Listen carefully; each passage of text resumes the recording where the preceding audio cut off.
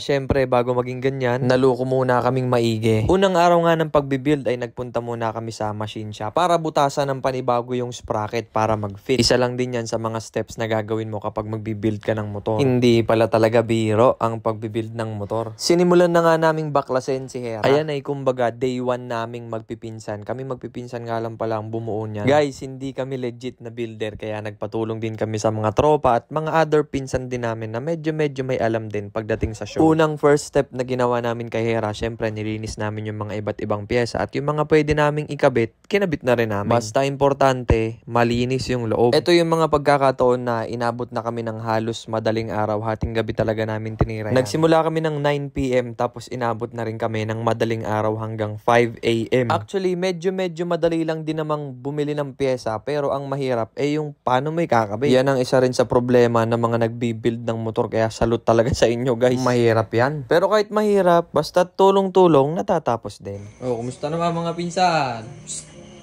Walang yaw. Saan mo lalagay yung stabilizer natin? Dito tayo. Pang malupitan niya, no? Oh, yun. Magnesium, pare. Liko mo. Saan? Baligo mo. Yun! Ano mo? Ikumin mo ulit. Baligo. Functional! Suwabe. Ito ang ano niya, hangin, no? Hindi hangin. Ganito mo. Magayit. Oh, yeah! Ayun na po, guys. Time check. Ano oras na to? Time check, guys. Tiyan, gising na. 4:05. Ayan, shout out dun sa dalawa namin kasama. Si Pinsang Enteng, tsaka Pinsang Kevin. Gawang pinsan, pinagpuyatan talaga namin to. Kaalis lang nila. Sa mabilisan, puyat na kami, guys. 70%. Tapos na si Hera. 70%, guys. Sound check. Good morning. Ano lang? Idle. To, hindi na anong fuel pump. Buong ano? Magut yan. Wait lang. Yan mo yung kalat na ginawa namin dito, guys. Pagod na. Testing. Sound check. Sigaw. Kita ko mata. Okay guys, wait lang. Ayusin lang muna namin ang singaw. Plug and play, stock ECU.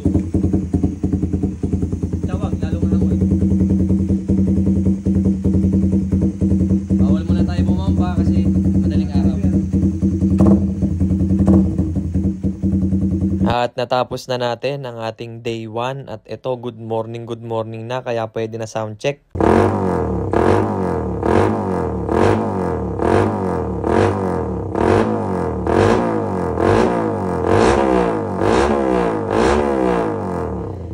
At ayun na nga ang pinaka-challenging day para sa amin ay itong day 2. Dito kami naghahanap ng mga spacers, ng mga tornilyong kailangan putulin at marami pang iba. Challenging talaga kasi hindi namin alam kung ano ba talaga ang dapat naming ikabit. Pero sa araw na to, hindi kami pumayag na di namin matatapos kahit pansamantagal ikakabit na namin. Sa mga panahon na yan, mga 80% finish na si Hera. Pinilit talaga namin na tapusin para makita na kahit papano yung tindig na makikita kay Hera. As in, lahat kami excited na makita si Hera. Mga ilang oras pa.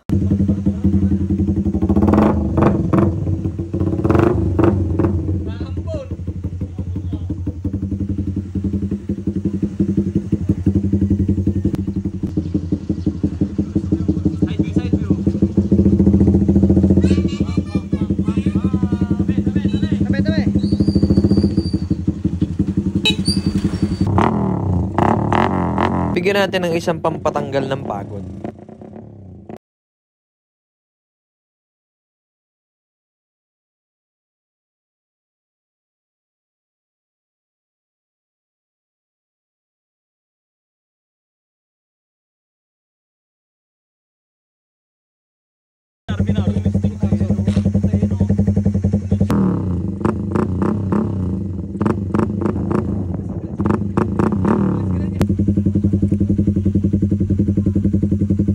Isang shoutout muna sa mga pinsang bumuo, Christian, Matroy, Enteng, Pinsang Kevin, si Kamay na Bakal. Sino yung isang yun? Si Franklin, si Bingo. Shoutout kay Bingo. 2-day build.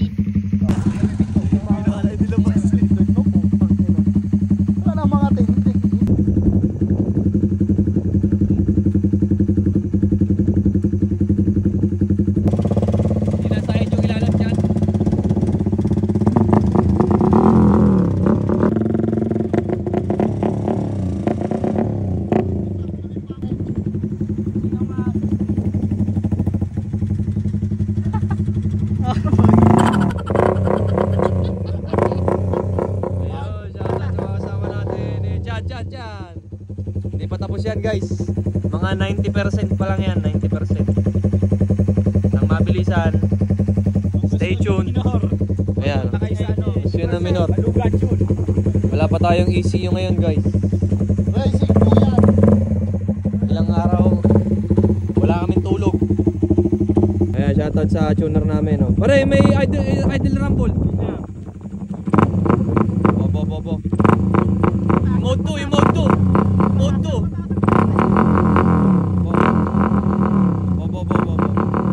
Kakwa. Tanggal ang pagod namin dito eh, no? Saan?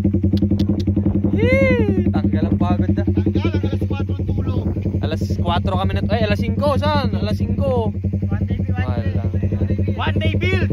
2 days. 2 days. Race. 2 days. Pero hindi pa tapos. Mga 90% guys. Sabihin nyo na akong pangit. Pero masaya kami na kahit pa paano. Ito, ang sarap. Ang sarap i-build. Ganun pala mag-build, no? Walang kwenta tong build namin. Pero ang sarap. Ang sarap.